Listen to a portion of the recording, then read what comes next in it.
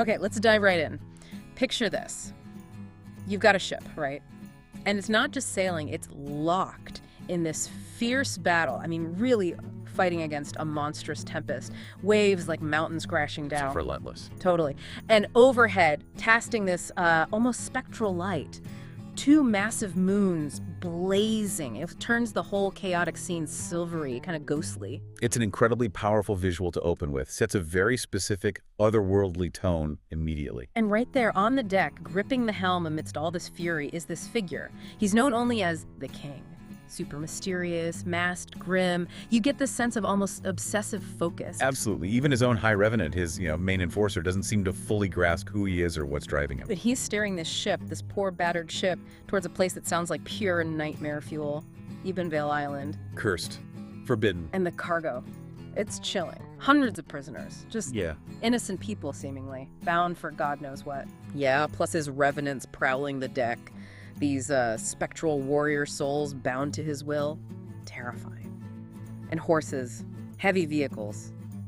It's a grim payload. It's just the beginning, really, of this incredible journey we're going to unpack. Exactly. Welcome, everyone, to The Deep Dive. We're the place where we cut through all the narrative layers to give you the core insights, the stuff you really need to know about pivotal moments in fiction. Today, we're tackling The Night Full Moon, the Chronicles of the Atumira Empire. And specifically, we're zeroing in on a really crucial chapter. Chapter 14, Ebonveil Chronicles, Shadows and Storms. Right. And this isn't just, the next step in the story. It feels like a convergence, a real nexus point. That's a perfect word for it. It's where all these mysterious things happening now just collide head-on with the consequences, the really heavy fallout from decisions made decades, maybe even centuries ago. So get ready. You're about to come with us on this journey, and it's packed with twists, turns. Every little detail the author plants feels like it matters. You're going to have some serious aha moments, I think. What's truly fascinating, for me anyway, is how the author just masterfully weaves these timelines together. You don't just get the action, you get the deep why behind these dramatic, pretty devastating events. And it immediately makes you think, doesn't it? About fate, about free will. How much is actually our choice versus the weight of legacy? Can you ever really escape the shadows of your family, your history? Heavy questions. And you, listening in, you'll find out exactly how this king's vow, and it feels incredibly solemn, almost desperate, and how a royal family's darkest, most buried secrets, how they set the stage for this collision course with unimaginable darkness. We're talking a really chilling voyage to this cursed island, this desperate fight against ancient guardians.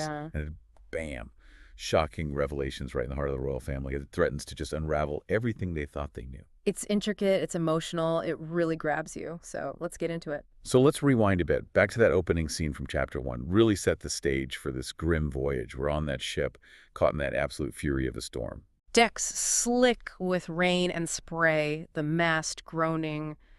You can almost hear it. And there he is, the king, at the helm. Rock steady despite the chaos. Still a complete enigma at this point. Right. His identity, his origins, totally hidden, even as you said, from his own High Revenant of Embercrag, this terrifying spectral lieutenant. Which is telling, isn't it? The mystery runs deep. But he's got this grip on the wheel, this unyielding resolve. It feels almost preternatural, like he's bending the storm to his will somehow. It's a fascinating introduction. If you think about the bigger picture, this apparent control over the elements, it hints at something more than just mortal power, doesn't it? Definitely. Like a connection to the world's magic, or maybe just this overwhelming destiny that's pulling him forward regardless of the obstacles. As if the storm itself kind of recognizes a stronger force. And then cutting through all that darkness and chaos, those two moons appear.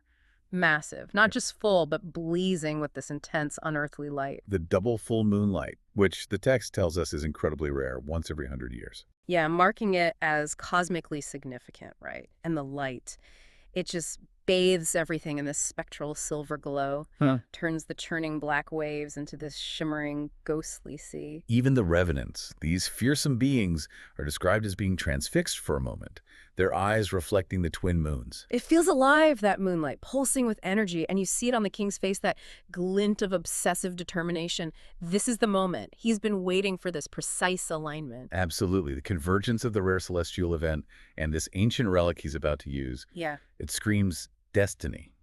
ritual. Well, it's not just a trip across the sea. No way. It's an invocation, a carefully timed ritual. That double moonlight is like a celestial clock saying, now, this is the fated moment. It elevates everything. And what he does next, it's just a spectacle of terrifying power. He orders his revenants, these spectral warriors, to lift this colossal gold pendant, ancient, covered in these dark, complex inscriptions that seem to almost writhe in the moonlight. This isn't just jewelry. It feels like a key, doesn't it? Something woven into the world's old magic. Totally. And as this beam of light, straight from those twin moons, hits it, there's this low hum. You feel it deep in your chest, like the pendant is vibrating with ancient power. And the description. The scent of burning metal, ancient incense. It hints at forgotten dark rituals. The inscriptions blaze up, shifting from this fiery crimson to a deep, pulsing black. It's intense. And the revenants, even they are terrified. They falter, some drop their grip. It shows you the raw, maybe uncontrollable power of this thing. It's like he's tapping into something primordial, dangerous, maybe twisting its original purpose to something darker. That shift from crimson to black feels very significant. Like a corruption or bending it to a malevolent will. The fear of the revenants really underlines the immense power involved. It's risky. But the king, he's chillingly precise, calm amidst this energy storm, draws his bow, which itself feels like an extension of his dark will, takes aim. And looses an arrow right into the pendant center. The impact isn't just physical, it's magical. This plume of black smoke erupts, but it doesn't just dissipate. It writhes, twists like a living shadow. Following the moonbeam, right, forming this tangible bridge, light and darkness mixed, stretching out towards the horizon. And then his command, simple, sharp, north. And just like that, the smoky path illuminates Ebonveil Island, which was hidden before. Jagged cliffs, twisted forests, looming like this malevolent specter in the eerie light. Terrifying, enigmatic. And here's the kicker. As the ship gets closer, the storm, it just stops, recedes, vanishes, like it was nothing. Yeah. This is where it gets really interesting for me. This mysterious king, he seems to bend nature itself. What is this power? And what drives him to this cursed place, Ebonveil? That moment confirms it's all ritualistic, predetermined. The pendant, the arrow, the command, even the storm obeying. It's all part of a calculated invocation, a grand design unfolding. The storm receding, it's almost like the island itself is welcoming them. Or maybe his will is just that absolute. It definitely suggests they've arrived at a place steeped in ancient malevolent power, a place that's been waiting. So, Chapter 14 picks up the journey to Ebonveil, describing it as the Wailing Path. And as they get closer, the air just explodes. A cacophony of terror, yeah. Growls, wails, whispers, all weaving together. It's described as a sentient malice. Like the island itself is screaming, filled with ancient, tormented souls. It claws at your mind. So potent it paralyzes even the revenants. Drives the prisoners hysterical. And that chilling detail. The revenants laugh at the prisoners' fear, but even their spectral forms flicker under the sonic assault. This malice is something else entirely. Even beings of darkness struggle with it. That's what's fascinating. The Wailing Path isn't just a route. It's like a character itself. A psychological barrier radiating this active malice. Yeah. The fact that even the revenants are unsettled, it highlights the sheer overwhelming power of Ebonveil's dread. And it makes you wonder, how does anyone, even the king, stay focused amidst that? What keeps him going? That's the thing, isn't it? Amidst the sensory hellscape, his resolve is just unbroken, like a monolith. The anchor plunges down, splash, and his voice cuts through the din. Unload everything. And they do it. Precise, mechanical, terrifying. The war horses, the iron vehicles. Yeah, those vehicles clearly made to carry captives, not just cargo. Grim. And finally, the prisoners, shackled, forced onto the cursed soil. And the moment the last prisoner touches the ground, the island wakes up. You feel it pulse with this sinister energy. The horrifying sounds deepen, right? Yeah. Into something almost seductive, yet menacing, a melody. Exactly, like a siren song of evil. And the prisoners' cries, their fear, it just merges with the island's resonance, becomes part of its dark chorus. The whole thing feels like this deeply unsettling ritual unfolding step by calculated step. It shows Ebonveil isn't passive. It's an entity participating, almost feeding on the terror. That seductive yet menacing melody is such a chilling detail. It implies this insidious evil that draws you in, even as it consumes you. And the specifics, the horses, the prison vehicles, the prisoners themselves, they feel like integral parts. Sacrifices, maybe, for whatever dark purpose the king has. It really amplifies that feeling. They aren't just collateral, they're ingredients. So, cargo ashore. The king mounts his own huge black steed, powerful-looking thing itself. His silent, revenant cavalry falls in behind. Still guided by those smoky beams in the pendant. They start moving inland. The only path is this narrow, steep trail carved through jagged cliffs.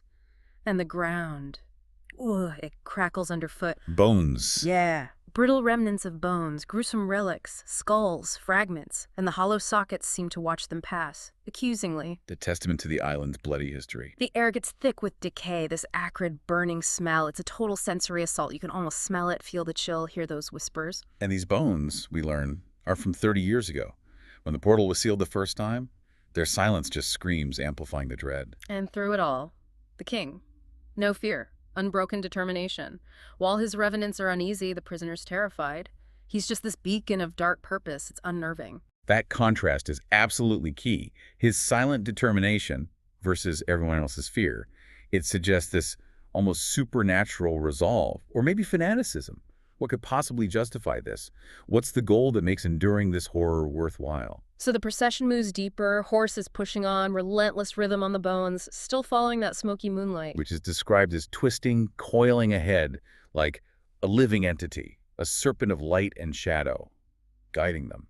And the king notes, almost with satisfaction, this sinister joy emanating from Ebonveil Island, like the island itself is thrilled they're there. It's conscious, malevolent, celebrating. A new sounds start up from the shadows. A slithering hiss, like a giant snake mixed with these monstrous guttural growls, sets your teeth on edge. The revenants get twitchy again, a new kind of fear. And the prisoners, huddled in their cages, they start whispering, realizing something awful. What is? They realize the beasts, they're trying to stop the king, not attack the prisoners. That's a huge shift. It changes everything. Totally. Suddenly the threat isn't just random monsters, it's specific. There's a purpose behind the Guardians. And it implies this deeper conflict. The island's joy, the living moonlight. It feels like Ebonveil is in on it, conspiring with whatever ritual's happening, anticipating this awakening. As they get closer, the smoky moonlight locks onto something, a focal point. This colossal, leafless tree. Grotesque, but kind of awe-inspiring, too. Like a grotesque marvel, the text says. Gnarled branches clawing at the sky, radiating this oppressive presence. Clearly not just a tree. It feels like a monument, a prison, maybe both. Definitely the focal point, the seal. The king dismounts, boots crunching on bones again, that sound. He walks towards the tree, purpose in every step. And the moonbeam hits the center, revealing the swirling void, a vortex of pure darkness, pulsing, churning like a living black hole, exuding sheer malevolence. It's the portal, or the seal covering it, the heart of the island's evil.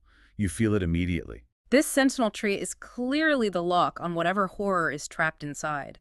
That description, living black hole, emphasizes the immense contained power. It's a prison. And the king is here to break it open. The constant crunching of bones underfoot. It's a visceral reminder of the cost of sealing it before and the gravity of what he's doing now. Right.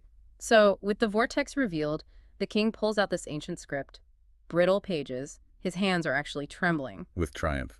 Or something else. Both. It says, triumph and inscrutable intensity. This is clearly huge for him personally, a culmination. And then the wolves arrive. Yeah.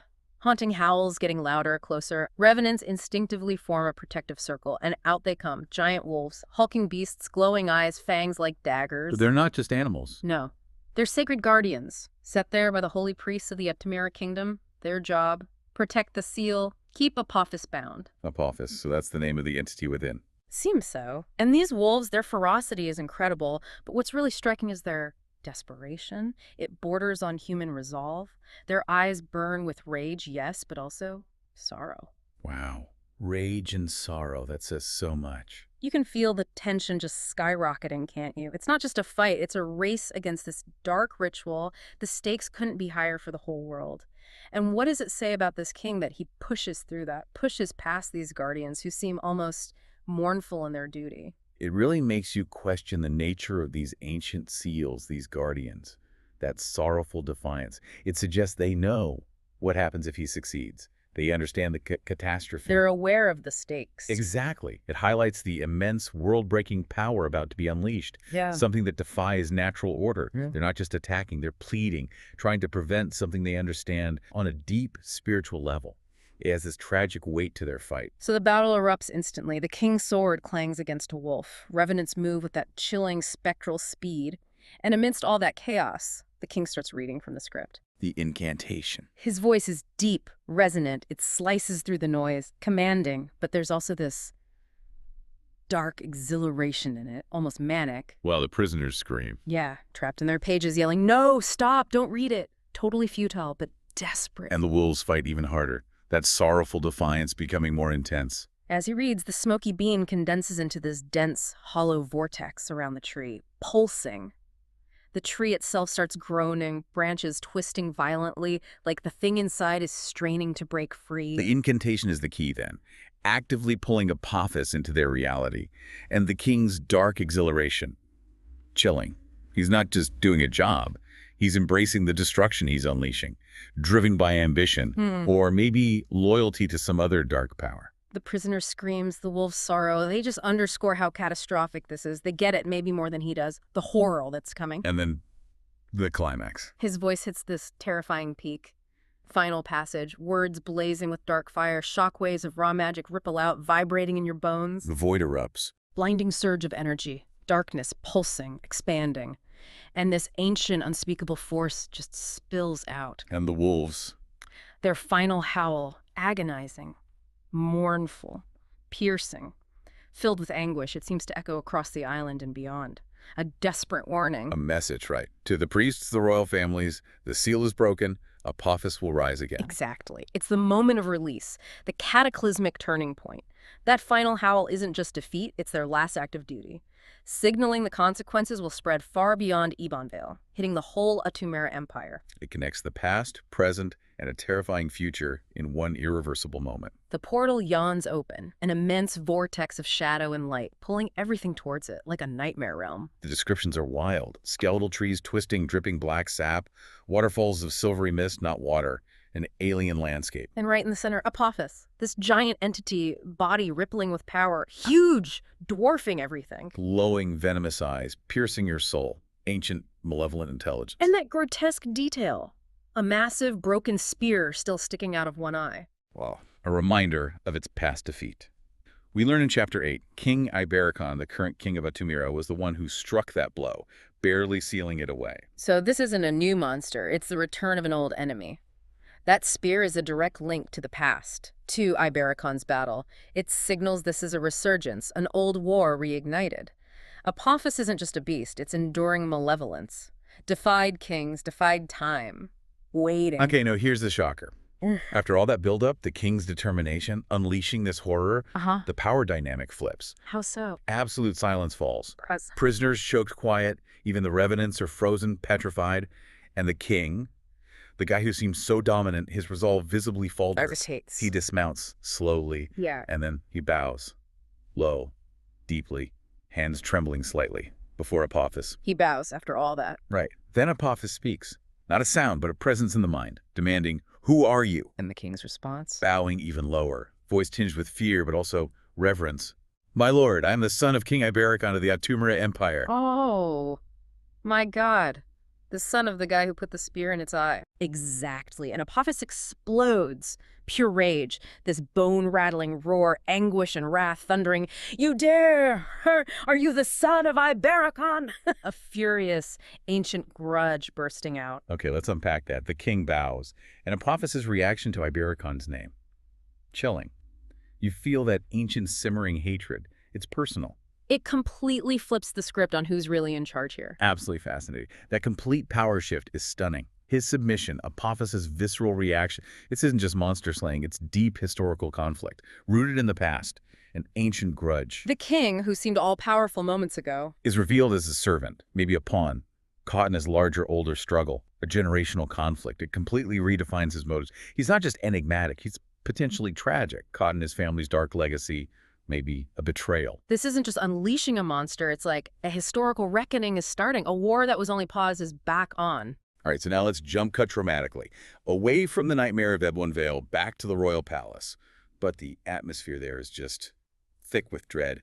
We're picking up right after Chapter 13's cliffhanger. Yeah, the grand chamber feels suffocating. Grandmother Cassiphora, the matriarch, she's standing stock still, eyes closed. sensing things. And she says it right. Something is wrong. The pendant. Its power is disturbed. The balance has been broken. Immediately, Father Ibericon, King Ibericon, usually so composed, he snaps, demands, "Where is Magnum?" The implication is already chilling. They suspect one of their own. That immediate jump back, Cassiophorus' premonition, it cranks the tension right back up at the heart of power. Her sensing the pendant from so far away shows her deep connection to the magic, the balance of their world. And Ibericon immediately asking for Magnum. Oof, they know deep down who might be involved. It sets the stage for this awful reveal. And the reveal comes fast. A messenger arrives, breathless, terrified, collapses. The news. Majesty, the holy pendant is missing, and the other shoe drops. And reports confirm the release of Zarvok. It was done under King Magnum's command. Zarvok. Yeah. A known dark figure. And Magnum's name attached. Devastating. The reaction is instant. Gasps, fear, disbelief from the Princess Aurelian, Valerian, Princess Celestia too. Mother Cantabria, the queen, she's trembling, whispering, he wouldn't. Denial. That's the moment the puzzle pieces slam together for them. Their worst fears confirmed. Cantabria's denial is so poignant. The shock of betrayal from within your own family, it's unthinkable, threatening everything. It signals this isn't just about Apophis, it's about treachery. Deep familial treachery. And Cassiophor cuts right through the denial. Cold question, did Magnum take the holy pendant to invoke Apophis in Ebonveil? Then the final blow. The portal has been opened. No room for doubt left. She connects King Magnum, the one on the ship, directly to the horror unfolding on Ebonveil. Confirms he is the king we followed. The weight of that. Crushing. Then Queen Cantabria, tears streaming, turns to Emperor Magnum Opus, the other Magnum, the one in the palace, and reveals this long-buried secret. My sister, Lucerina. She is your mother.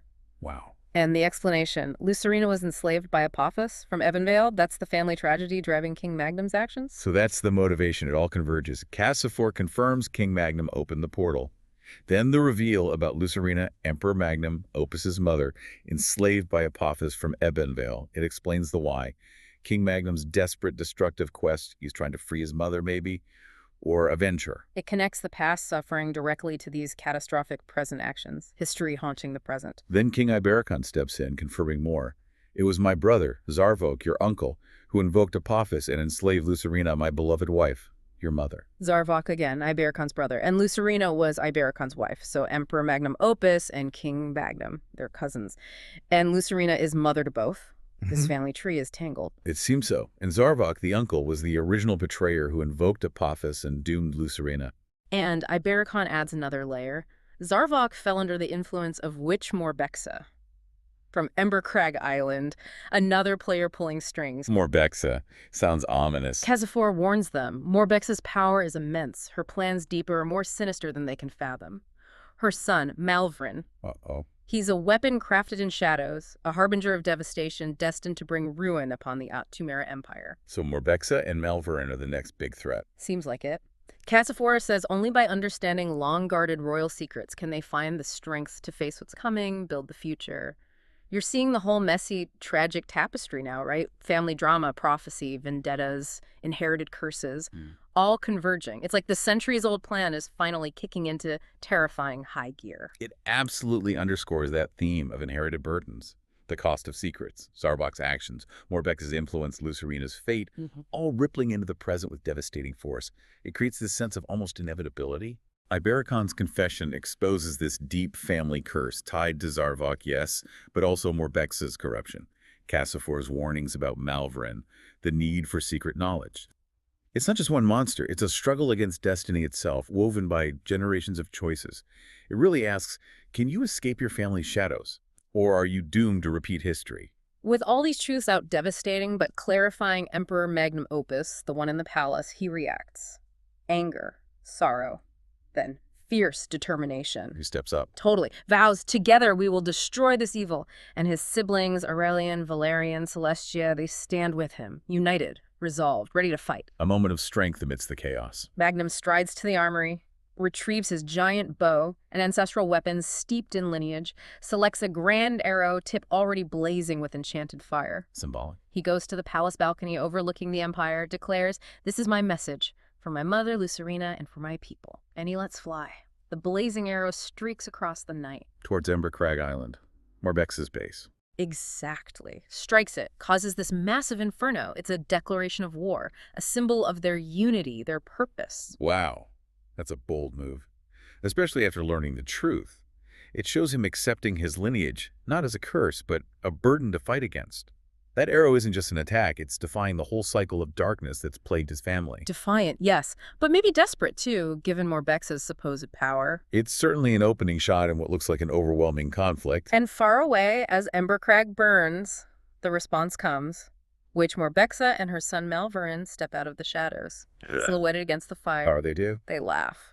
Cold, mocking laughter echoing through the night, an unspoken warning, a chilling omen, a direct challenge. Chills. Back at the palace, Cassifora gets another vision. Divine insight. Sees colossal ships, more prisoners, revenants, war machines, all heading for invasion. Led by? She sees a familiar figure striking the holy pendant King Magnum, the one on Ebonveil. And she sees the fleet's destination, Ebonveil Island. It's all coming together. So King Magnum is bringing reinforcements, or perhaps an army to serve Apophis. It seems that way. The royal family, Cantabria, Ibericon, the princes, Celestia, they stand frozen. Faces etched with fear, sorrow, but now horrifying understanding. They grasp the full scale of the catastrophe. The distant tolling of a ceremonial bell mixes with Morbexa's laughter. What imagery? Cantabria tries to shield her children. Ibericon clenches his fists, rage, helplessness, and Cassifora delivers the final lines, calm, unyielding. The storm has arrived, Ebonveil palls, and the storm has only just begun. What an ending to the chapter. Connects everything. King Magnum's identity confirmed, his tragic motives linked to the family secrets. Morbexa's response, Cassifora's vision. It links the palace's new understanding directly to the immediate overwhelming danger. The storm isn't a metaphor anymore, it's here. And the true battle for Atamira is just starting. Leaves you with this profound sense of foreboding. And wow, what an absolutely monumental place to leave things. A real cliffhanger. We've journeyed through this realm where, ancient prophecies are just igniting present-day conflicts with devastating results. Yeah, and where one king's really solemn, almost obsessive quest to a cursed island is just completely tangled up with his family's deepest secrets and this crushing weight of lineage. It's a world where, as we've really seen today, every single action, every choice just ripples outwards. Consequences spanning generations, hitting not just people, but the destiny of an entire empire. Absolutely. This deep dive into Ebonveil Chronicles, Shadows and Storms, leaves us hanging with so many questions, doesn't it? So much to speculate about. Totally. Like what happens in Apophis's realm now, that nightmare dimension? The seal's broken. And what's the real confrontation going to be between the King Magnum and Apophis? He bowed, but Apophis recognized him as Ibericon's son.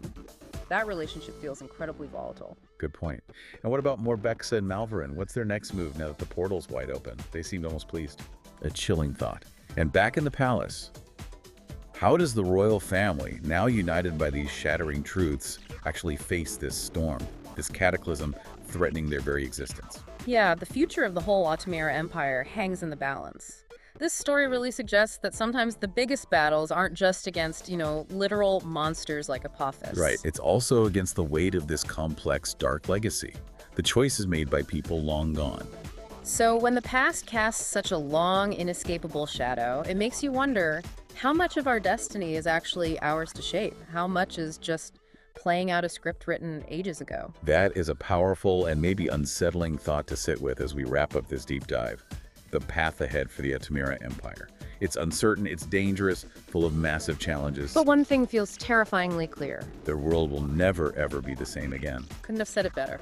Thank you all for joining us on this really immersive deep dive into the Ebonveil Chronicles. The journey of the Atamira Empire is clearly far, far from over. And we look forward to exploring whatever comes next with you.